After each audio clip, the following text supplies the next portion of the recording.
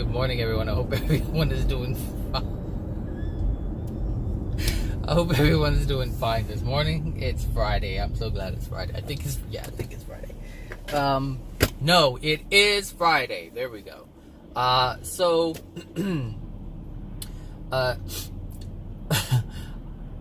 Today I'm going to talk about why we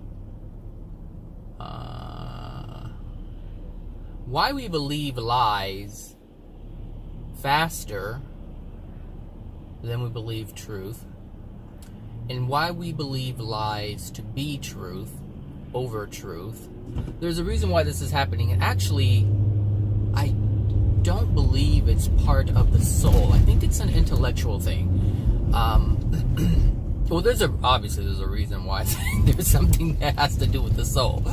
But when we hear information for the first time,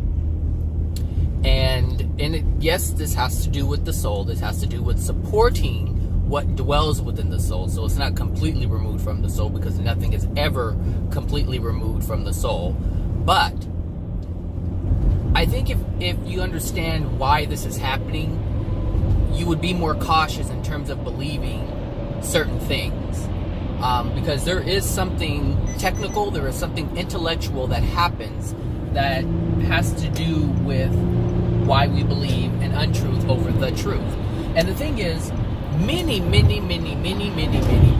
people hold truth.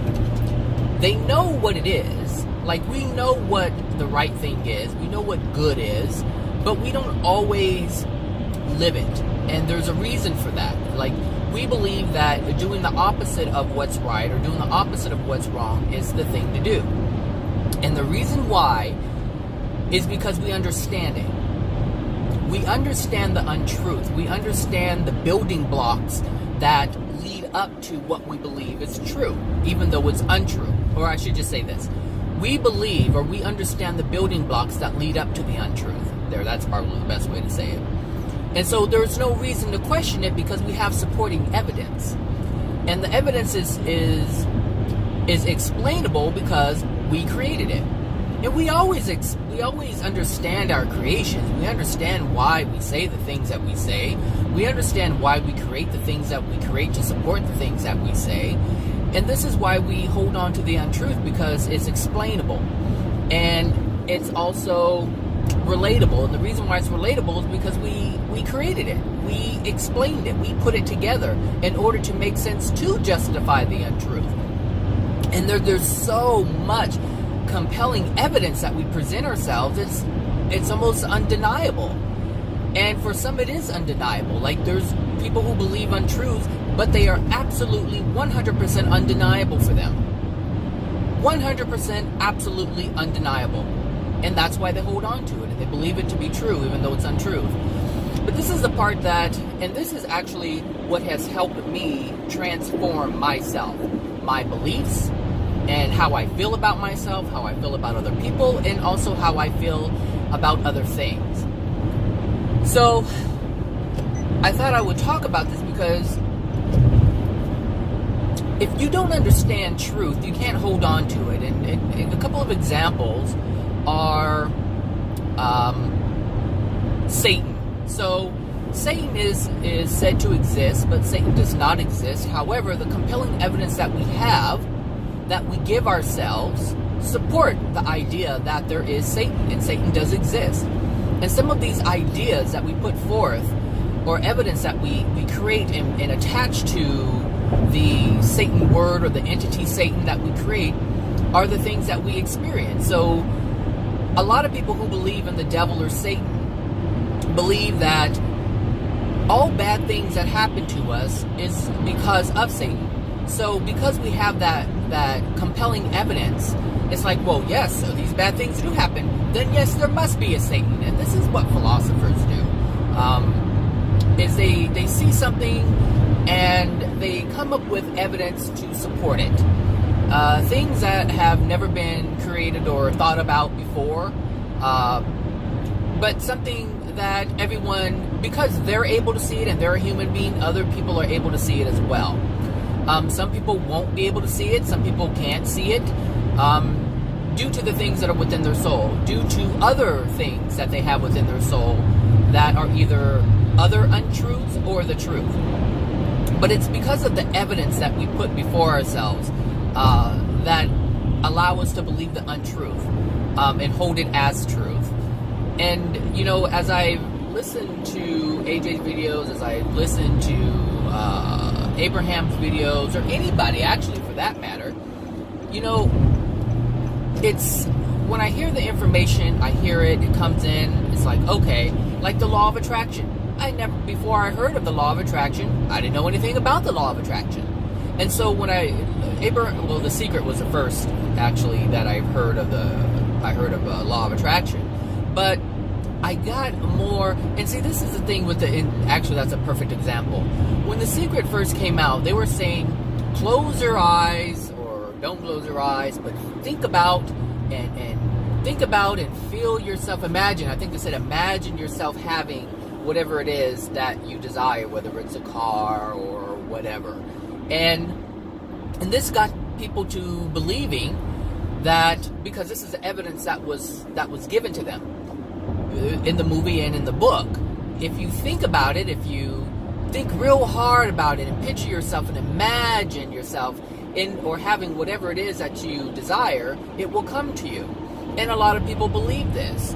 And it works for some people, but because they don't understand the whole truth. However, it doesn't, to them, the evidence that has been presented is if you think about it, if you desire it, if you dream it, then it's a thought, and because it originated from the thought, then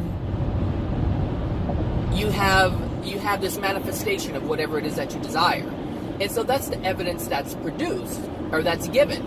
And so people do this and they engage in it, but they don't understand the whole truth. But what they do understand is that someone is saying all you have to do is think about it. And this is why it works for some people and it doesn't work for others. Like I said, some people will believe it and some people won't. But the reason why is because of the experience. They can see the connection. They can see the correlation. Oh, I have a thought. I thought about this and it came true. All you have to do is think this and it happens. All you have to do is think happy thoughts and you have happy thoughts. This is what has been presented, and this is the evidence, and so people hold on to that, and now they have an understanding as to how the law of attraction works. So, in addition to that, what's actually happening is when we have a thought, when we have a desire, we are either engaging in our soul or not. Or I should say, we are either engaging our soul or we're not engaging our soul. And that's the part that's removed from it, but we don't have any understanding of it. So it's not part of what was presented in the beginning in terms of law of attraction, so it's not going to be part of the evidence. And because they've already established that it's the thought, and everyone who has success with this has an understanding that that's what they had was a thought of something. And see, the thing is, when they present this, they present the thought and the desire as one. When you think about something, that means you're having a desire. And so they kind of wrap it all in one ball. But that's really not what's happening. There's a lot of different components that are at play. And it's this truth that will allow you to achieve the same results each and every time. Understand this. It is the truth of what really is, in terms of the law of attraction, that will allow a person to achieve results each and every time. However, this doesn't always happen, and the reason why is because the soul is involved, and that's the component that was left out, and this is why it doesn't work for everyone. Not everyone is in tune with their emotions. Not everyone is in tune with their feelings. And if you have a lot of pain, the people who have the most pain are the most detuned from feeling. And this is the part that needs to be engaged in order for law of attraction to happen. But the reason why it doesn't happen is because they don't have the supporting evidence to what they're trying to achieve. Like everyone says, everyone knows, especially growing up, they're like, okay, this is good, we have to be good, but nobody knows why. Is it that we just have to be good? And everyone has different definitions or the different reasons as to why we should be good. So we should be good because Santa Claus is not going to bring us something. We should be good because the boogeyman is going to get us. We should be good because Satan is going to take over or get us. We should be good because if you want something, this is what you have to do. But those are not the real reasons why you should be good. And understand that being good is actually just being loving. Like, that is the basis. But this isn't what's discussed because it's part of truth. And it really can't be part of the lie because it is truth. And this is one of the reasons why we believe the things that we believe when they're untrue, because we don't have the supporting evidence. Like, someone says we have to be good because God says so. Well, no, that's not true. God doesn't say so.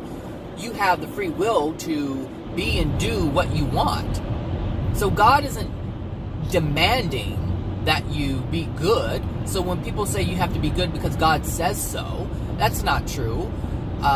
People say you have to be good in order to get into heaven. Well, you can be good and have impure thoughts and you still wouldn't be there. So there's just a lot of misinformation, disinformation that is out there. And so we believe the lie. We believe what we are told by other flawed beings because we don't have the evidence or the information to support the truth. Is it best to be good? Yes. Is it better to be loving? Absolutely. But why? Why should we be loving? This is one of the reasons why world peace cannot be, it can be achieved, but it cannot be sustained. Because in order to achieve world peace, the evidence or the reason behind it, are you in this lane or are you in that lane? Okay. The evidence or the reasons behind it are not understood. And that's the thing. We understand the reasons for the lie. We don't understand the reasons for the truth. So, of course, you want world peace so nobody gets hurt. That's basically why people want world peace, is so that there isn't any more pain and suffering. But you can't achieve that if the soul isn't in a good place. If the soul isn't in a state of peace, then it can't have that reflected on the exterior or the what's manifested outside of us or outside of the soul. That can't happen. And if this truth isn't understood, then there's less of I don't want to say desire, but I guess that is part of it. There's less of a desire to do the things that are in harmony with love because people don't understand how should I say?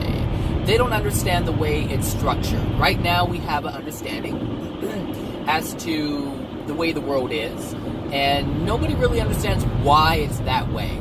But if you ask someone why it's that way, they'll say because people are violent and people they don't care, and these things are all true, but it's not the base understanding that leads to all of what's happening. And so if you don't have the foundation, come on now, I don't know what's going on, there's a lot going on.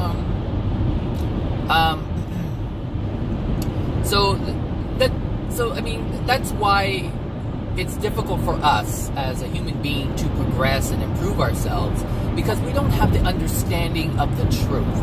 We understand what the truth is, we just don't understand why it is. And this makes it extremely difficult to change. For instance, we understand that when we feel pain, we cry. We understand that's what's happening. That's a process that is normally just engaged, like it just happens. And most people don't understand why, and they'll come up with all kind of chemical things that happen in the body, but those chemicals are still the effect of a cause. And there's a structure to our being, to our existence, that's within the universe and within our soul. And they're interacting with one another.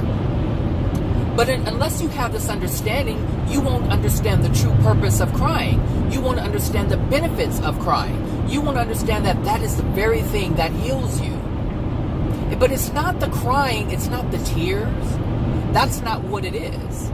There's something else that's happening that we don't see, and that's the release of emotions that have been pent up within the soul. And this is something that people don't understand, and so they cut it off. They cut it off.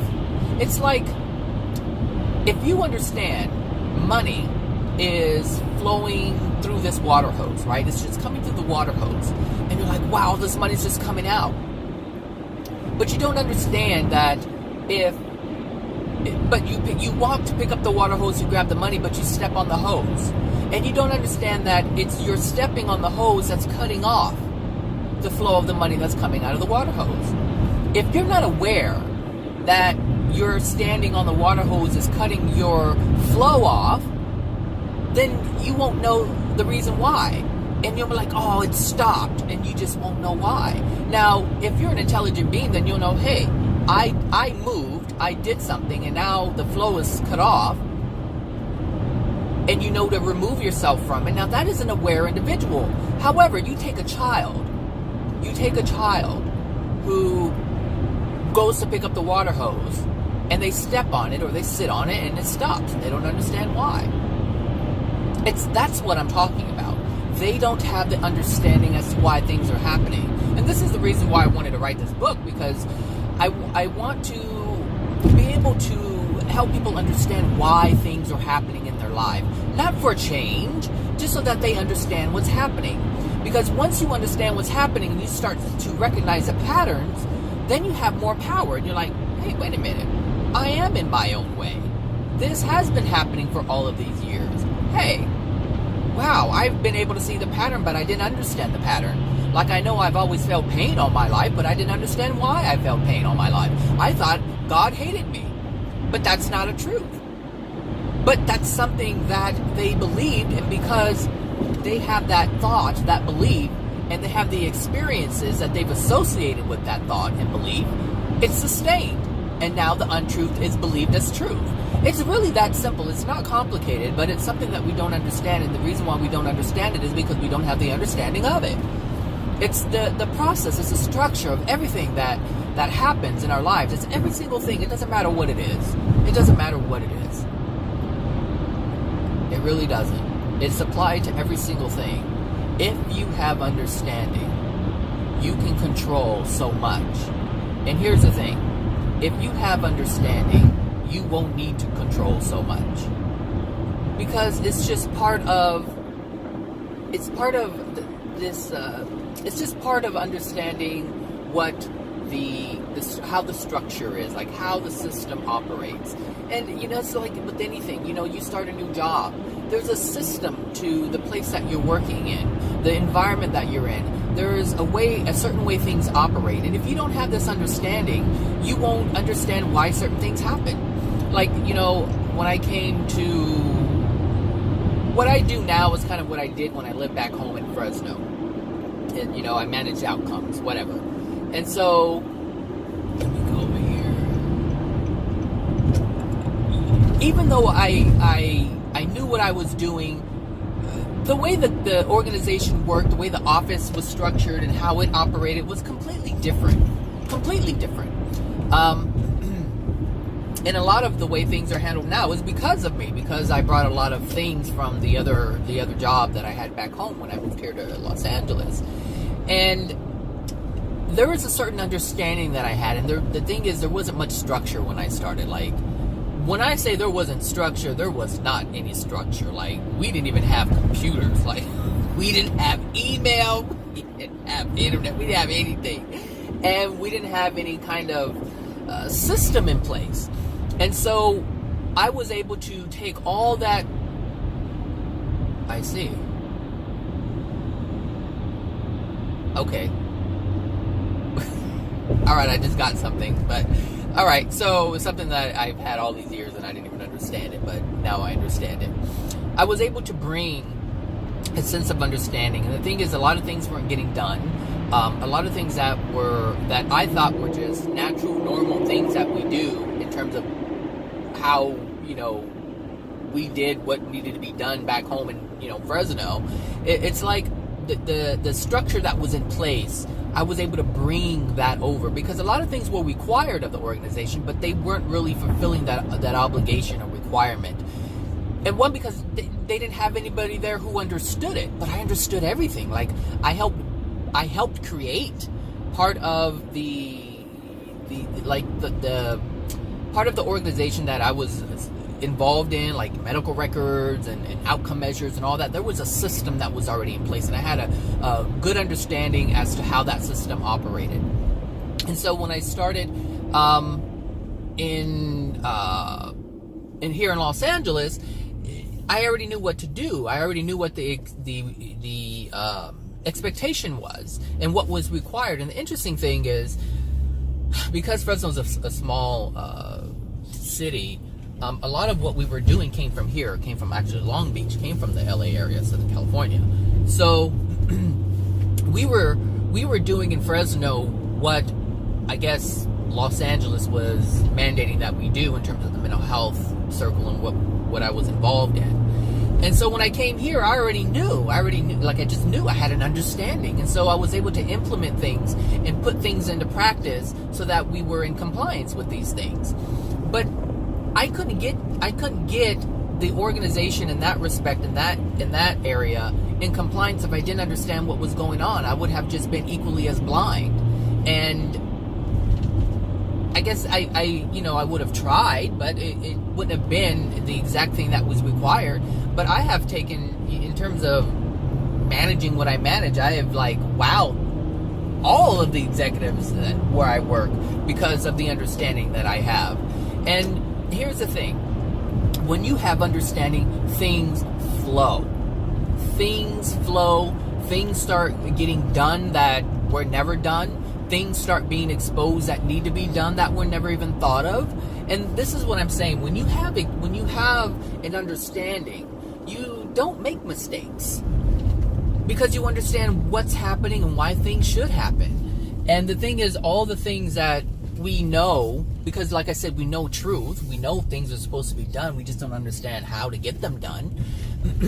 Or things keep happening, like why do we keep getting deficiency notices and all these things? It's because we don't have an understanding as to what needs to be done, and we don't have an understanding as to why these things are being created. And so if you have a better understanding of truth, I should say, then your life changes. It completely changes. And this is why it's so important to be humble enough to accept the things that we don't understand and open ourselves up to the things that are true that we need to understand. And we have to let go of this fear of what's going to happen if I believe something else.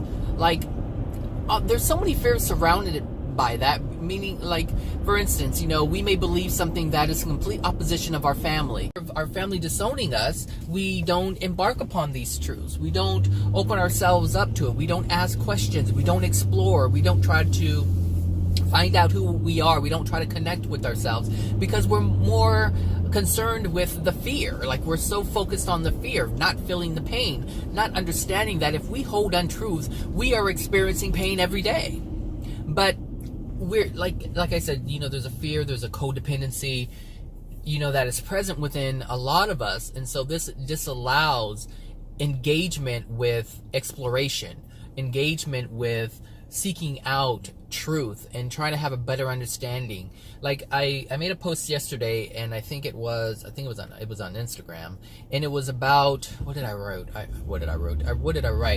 I wrote, we make decisions and take actions based on the things that we know, but we also make decisions and take actions based on what we don't know. So anytime we make a mistake, the first thing that usually comes to mind is, I didn't know that. I know. We know. You know. We all know we made a decision based on what we didn't know. I made this decision because I didn't know this. And so everything that we do is based on something we know and based on something we don't know. But we don't know whether it's true or not for the most part, and so we just take actions based on what we know. We really don't take into account the things that we don't know. And how to remedy that is we question what we know. We ask ourselves, do I know, or should I say, is what I know the truth? Is what I know all I need to know to make this decision? So for instance, a kid wants to go to college. All right, they want to take law. Well, why do they want to take? That's a decision that they're making, and they're about to take an action to support that decision. But why is that the decision? Why is that decision being made? What within that person is compelling them to become a lawyer? Is it dad? Is it a friend? Is it mom? Is it grandpa? Is it just, it's the best thing that they know that will bring them, what is happening over there? That is bringing them recognition? Like, all of these different things, we have to question ourselves. Why are we really doing it? Why am I making the decision that I'm making that's going to prompt me to take an action that I'm going to take? We have to understand why we're making that decision. And we have to make sure that it's truth. Is it in alignment with what I want to do? See, what we do is we make decisions based on how we want to feel, not how we feel in the moment. We don't want to focus on the lack of what we're feeling in the moment when we're making a decision. We want to ask ourselves, is it because I want to feel a certain way? And if I do want to feel a certain way, is it my feeling? Is it for my own enjoyment, coming from me, generated by me, for me? Or am I doing something because I want or desire someone else to give me approval? Am I approving of myself, or am I waiting for someone else's approval? These are the things we have to ask ourselves. We have to question our decisions all the time. All the time. We have to have the understanding as to the reason why we're doing what we're doing, we're saying what we're saying. If we don't have this understanding, then we end up making wrong decisions. And then we end up saying, I didn't know that. When all of it could have been avoided from the get-go. But that's the reason why we believe our lies, because we have evidence to support it. And of course we're going to have evidence to support the lie because we created it. We know it's there. We put it there. We put it there. Whether it's your own decision or support or lie that you create, so you can take someone else's truth and believe the lie that they've created to support that, and you'll say, oh yeah, I can see that. That makes sense. Yes, it's true. But all lies make sense to us for the most part. It doesn't make sense to everyone, but it makes sense to a lot of people.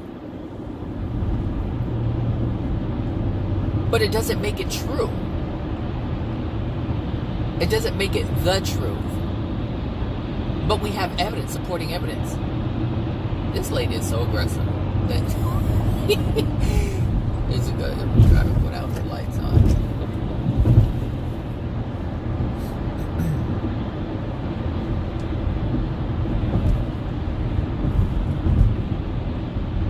Welcome to Los Angeles.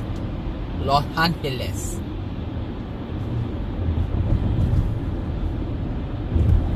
There was enough room, but I'm not going to zigzag. There's no point. But I will get over here because you want to get over there. Anyway. So yeah. I guess that's why. So people say, well, why do we believe lies? Well, because we give ourselves the evidence, the supporting evidence. That's why we believe lies. And this is why it's also so difficult to believe truth, because we don't have the understanding. And this is the problem that I've always had with religion, is that they say, you can learn a lot from religion. I will absolutely say that. You can learn a lot from religion, but you have to understand it. You have to understand it. And the thing is, like, I remember I had a conversation with my aunt a long time ago, and it was about the Jehovah's Witness organization. And, and she said, I remember her saying that in the beginning, she questioned a lot of the teachings, a lot of the things that they were saying. And they gave her supporting evidence. And the thing is, what they were actually telling her wasn't true. And she felt it within her being, within her soul. She knew that what they were saying wasn't right. There was something inaccurate about what they were saying. There was something that was not true. And she asked them, and what she did is she accepted the evidence. Well, here's the thing. When you go to court and someone has murdered someone and they lie, they're giving you supporting evidence that they didn't do it. And there's all different kinds of things out there that you can put into place to make it look as if you didn't do it, if you in fact did do it. It's not and that's the thing, is that we believe it because it makes sense to us. But if you look at our soul condition and you look at the generations, the thousands of years that we believe lies, it's really easy to believe the lie because we've been living the lie for so long. If we lived in truth, we would not be experiencing the things that we're experiencing. So obviously there isn't a lot of evidence presented in order to support the truth. Because when we create a lie, or when we don't have understanding, we create an understanding. Otherwise, it can't be believed. It can't be held as truth. It cannot. You have to have evidence. If someone says, I'm going to do this for you, and you don't have any supporting evidence, then you're not going to believe that they're going to do what they say they're going to do.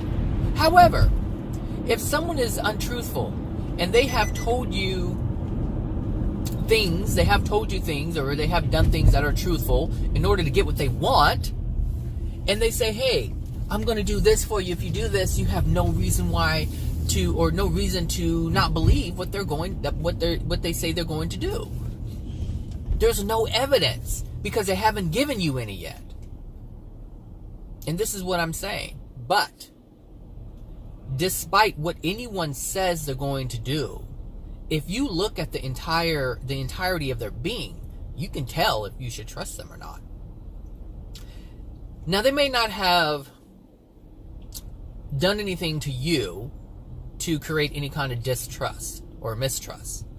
But what you do have, possibly, is watching the interactions with other people, listening to how they think. Do they come up with ways to circumvent the system? Whatever that is. Do they use lies in order to get what they want? And this is the thing, is like, we're presented with the evidence all day, every day. Like, there's certain understandings about the way people operate where you can figure out the truth. And I've been able to do this in terms of seeing people. Now, I wasn't so savvy, long ago, where I was always lied to. But now it's very difficult for me to believe or to accept what someone is saying when I know they're lying. But that's because there's an understanding. Number one, there's an understanding of the soul condition on the planet. That's a very good, solid foundation. That's a good place to start. Knowing where we all stand. Knowing that, and this is the thing, if you have an understanding that the world is in a degraded place, in a degraded state, the soul condition as a whole is in a very dark place, then you know that's the base of where you're working from. And so now you know the potentials are very high for someone to be dishonest. Okay, so now you take that truth into effect. And here's the thing, that's having an understanding of the world's soul condition. And then you have the soul condition of the countries, which are all completely different in their degradation. Like, we're all degraded, but we have different levels of degradation. And so when you have that understanding, now you can build upon that. And here's the thing. If you're New Age and you have this belief that you're here to save the world and you're nothing but pure love and light, you'll never, ever, ever, ever, ever, ever, ever, ever, ever, ever, ever, ever, ever, ever, ever fix yourself. Because you believe this idea, the supporting evidence that you have been given by these spirits from the spirit world, which is where the New Age comes from. You believed what they said in terms of you are not a human soul, you're an alien soul, extraterrestrial soul, and you're nothing but pure love and light, and you have the answers to everything, and you came here to help humanity out. You have already believed in untruth. And now you can never get to the truth of your pain, which is causing all the pain in your life, despite you saying that you are this, that, and the other from some other galaxy. You have supporting evidence for that lie, and this is why you believe the lie. And a lot of the times, the reason why, in the beginning of the video, I said, it's always because of our soul is never removed from this. But the reason why that lie is believed is because the truth, you want the truth to be gone. You want the truth of your pain to be gone. You want the pain of your childhood to be gone. And so you have to ignore that. And so you find other things. You want to believe that you are better. You want to believe that there's a reason why you experience that, but it's not because of you. And there's a way to distance yourself from that. And that's by saying that, hey, I'm an alien being of pure love and light, and I'm here to help. Because this way you don't have to look at your broken self. And that's the truth. You will never, and there's nobody on this planet who will ever be able to be a celestial being unless they acknowledge the truth of their broken self. And that means acknowledging the truth of the hurt child that still remains within them. Like, nobody on this planet is going to be able to do that. That's fact. That's truth. But you can deny that truth by accepting an untruth and looking at all the supporting evidence to support that. It's what we believe. It's the evidence that we associate with what we believe is true. And then sometimes we want it to be true so bad, we create the evidence. We look for it. We find it. And we'll say, oh, it was right there. Well, anything can be right there. Anything. And we can put it together. But the thing is, in the end, it's never going to support the, I think I had time for breakfast, but, I'm not gonna mess around with it. No, I don't have time for breakfast. So anyway, the evidence. Be mindful of the evidence that you receive. Question it. See, I've listened to countless hours of truth, which is why I'm able to see all of this stuff. That, in conjunction with the gift that I was born with to make connections. I mean, I was born with that. That's something that I've always been able to do, is make connections. But there's something that I noticed early on, is I always ask questions. I wanted to know why something is happening. I always wanted to know why. And generally when I was given an answer, it wasn't satisfying because it just didn't seem right. It just didn't make any sense. Now, not everyone has this, and I get that. And I'm starting to become more comfortable with the idea that, hey, I do have this ability to see truth quicker and more thoroughly than other people. I understand that now. I haven't fully accepted it, but I think when I do, I think I will experience life much differently, because that means I would have stepped into myself more in, I guess, in a higher percentage rate. I would be more settled with who I am and accepting of who I am and my abilities and the things that I know and can do. There's something very powerful when you do this, and when anyone does this, it doesn't matter what gift you have, what ability you have. When you do this, you give yourself a power. I should say, you unleash a power that is already within you, but you step into it. The power of the soul is there. It was given to you before you were even conceived. The power of the soul, your ability, your gift, what you were able to do, that was already imbued within your soul before you were incarnated. And the thing is, the fewer or the lesser emotional injuries that we have, the less that gift is masked. But the more emotional injuries that you get at conception, it's masked, it's suppressed. And we don't see our gift because it's being covered by so much pain, so much hurt, so much anger, so much lack of understanding. And this is why it's so important to have the understanding. Because we're in a degraded state, and our soul has been so suppressed and shut down. We have to use the intellect, because that's the active thing right now. The intellect is the active component of who we are in the moment. And we're going to have to rely on that in order to free the soul. You're not going to be able to free the soul using the soul right away, because the mind is in charge. The mind is the reason why we're in this big old mess we're in right now. So you're going to have to look at the truth before you can feel the truth. But understand, it's not going to take that long. All you have to do is allow yourself to loosen up, like loosen the chokehold that we have on the soul. So whatever chokehold you have on your soul, you just have to loosen up a little bit and let a little feeling come out and feel it. And as you release it, you're like, oh my gosh, that feels better. Let me do it more and more and more and more until you get to a place where that's all you're doing. That's all you're doing. It's just living from the soul. And you're using the mind when it needs to be used, but you're not being governed by it. You're being governed by the soul. And the thing is, we're always governed by the soul. We're always governed by the soul, people. That's not going to change. But we deny that we're being governed by the soul.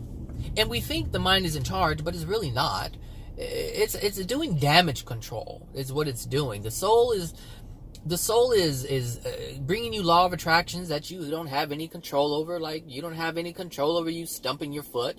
You don't have any control of cutting your finger. You don't have any control of an accident, car accident, falling, slipping. You don't have any control of these things. We call them accidents, but they're not accidents. It's just the soul bringing you an experience, running your life like it always has. It's just running on a different kind of vibration. And the thing is, you have calibrated your soul to vibrate in this manner because you did not understand. You did not understand the things that you were doing that were recalibrating your vibration within your soul. That's the truth.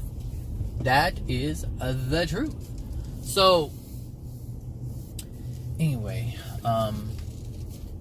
that's what I wanted to say about that. I don't know what kind of work they're doing. They're doing something.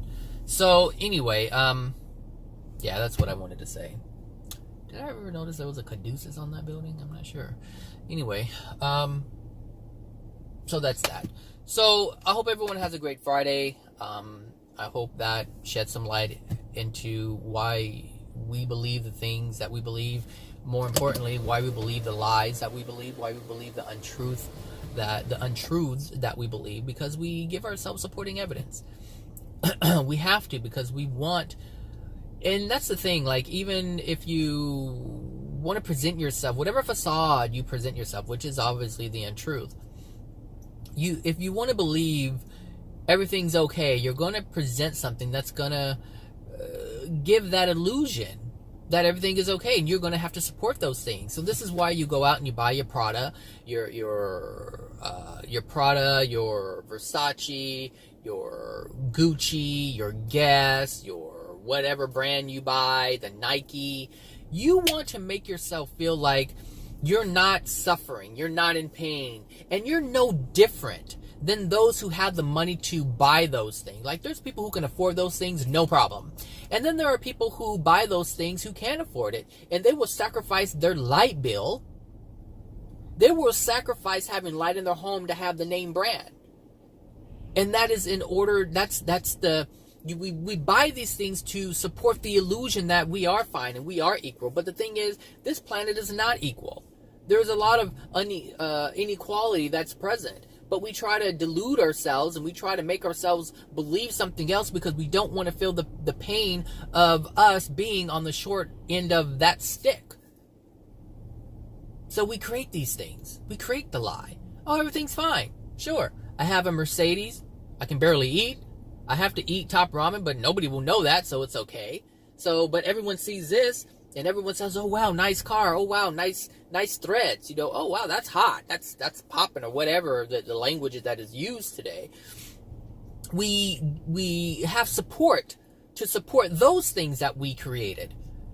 It's the evidence. We create our evidence. And we do things to create more evidence because we know someone's going to recognize that Mercedes-Benz. We know someone's going to recognize those Gucci glasses.